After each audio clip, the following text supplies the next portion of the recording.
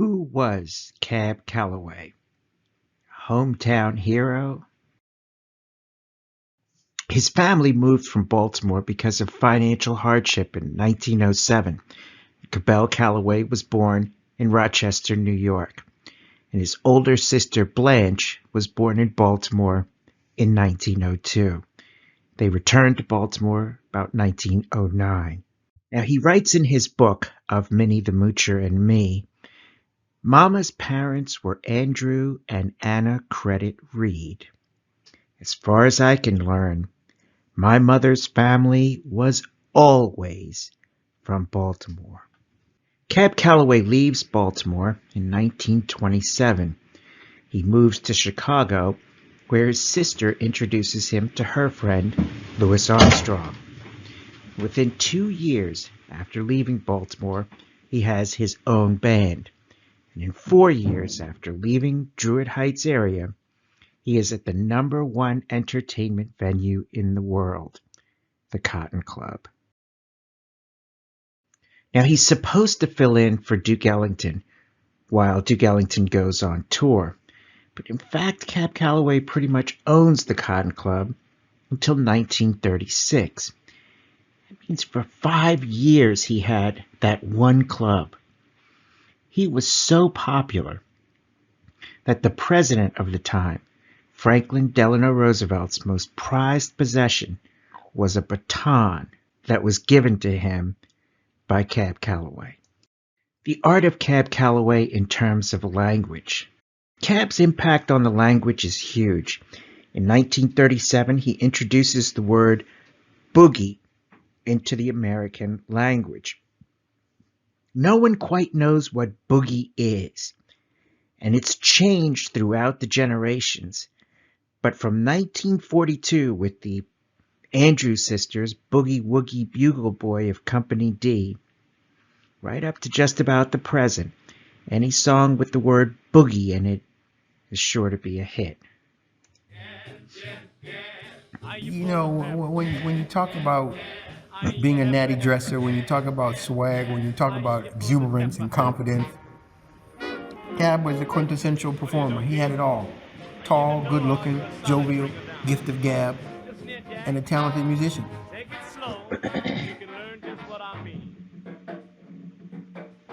Louis Armstrong saw a kind of something in Cab and saw that he had some potential. So Louis, he sort of took him under his wing and gave him some of the ins and outs. And between Blanche and Louis, he got a little thing going and got a little band for himself. Then Louis let him bring that band into the Sunset Cafe in Chicago. With the connections Cab made in Chicago, he would go on to play at one of New York City's biggest Prohibition-era clubs in Harlem, the Cotton Club. He was such a hit at the Cotton Club that sort of launched his career. His whole motivation, I think, was to improve his bands and to get the best musicians. He loved to have fun. And I think any of us in life need to find what we're good at, do it well, and enjoy it while we can. And that was Cab. And Cab was so big that during the late 30s, he creates a hipster slang dictionary that goes into the 6th edition. So by the middle 40s, during World War II, Cab's slang dictionary is all the rage. So words like lettuce and which is money and all kinds of other terminology from that time period, Cab is that big that he's defining vocabulary. How exciting is that for a little boy that's born in Rochester, New York, but spends much of his critical years on Druid Hill Avenue, attending the Douglas High School. Cab's vocal style really goes back to the schools. He had a great deal of training in classical, and there was a classical band at Douglas.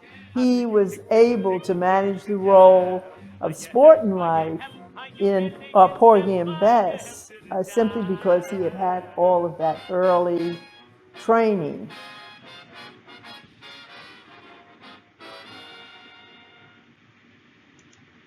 In fact, Cab Calloway is credited with naming New York City the Big Apple.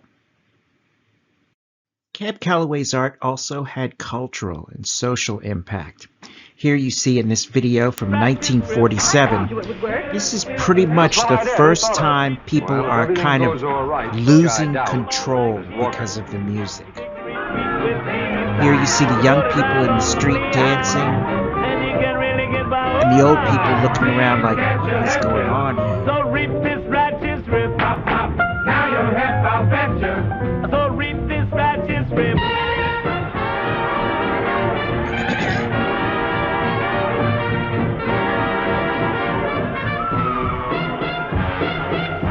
Weed to catch your happier. So reap this righteous rip.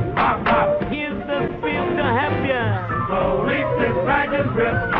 Oh, you gotta come on like G.I. You dig a repeat from me side. Oh, you put it right on the lehigh. Then you can really get by. Oh, my. We got you help you.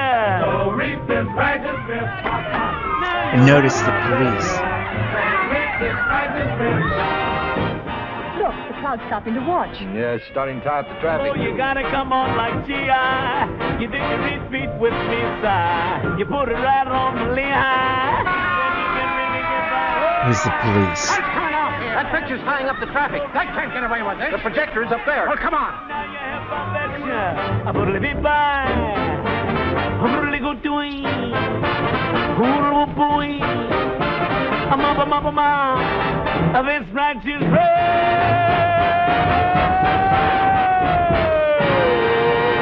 Hey, Mr. Calloway, what do you mean we the cats shall have you? What kind of talk is that, huh? So, another impact of Cab Calloway is in dance. He's associated with many different dances, including the jitterbug, the Lindy Hop, improvisational jazz dancing, and what he called the buzz, but was also later became the moonwalk. And this dancing had an impact, allowed him to have an impact on animation. He was one of the first people ever rotoscoped.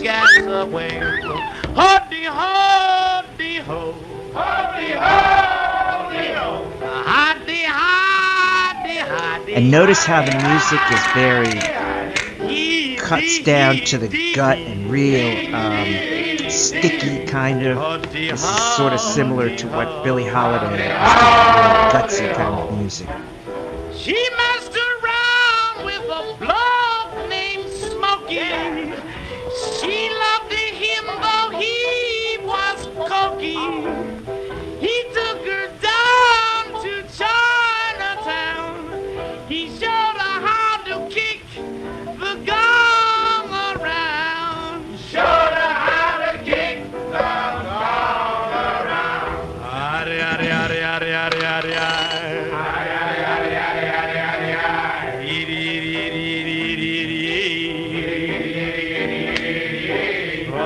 Also, Cab Calloway and Duke Ellington, these guys helped to integrate radio. Radio, which was really kind of the first version of the internet, the first mass communication. It enabled them to become popular because in radio, you couldn't see the person's skin color. Yes, sir. I understand, sir. Well, bye. And now with a hidey-hi and a hoity-ho, Cab Calloway and his Harlemaniacs present a flaming bit of heated Harlem harmony.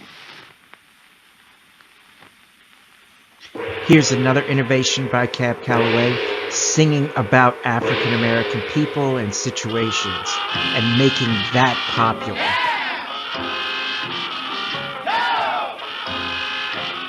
Call and response. It was down in Chinatown, all the cokies laid around. Some were high and some were mighty low, counting millions on the floor when a knock came on the door, and there stood old Smokey Joe. He was sweating cold and pale, he was looking for his frail. He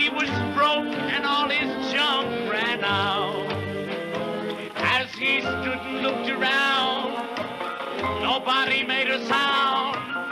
And then you'd hear old Kogi shout, tell me, where is Minnie? In 1939, he is the first African American to have his own nationally syndicated radio show on NBC called Quizzical. Kicking the gong around. I think if anybody started rock and roll, I did. I never got credit for it. Nobody ever. But there was never been another one that come along, a singer that improvised the melodies as much as I did, which eventually wound up being rock and roll.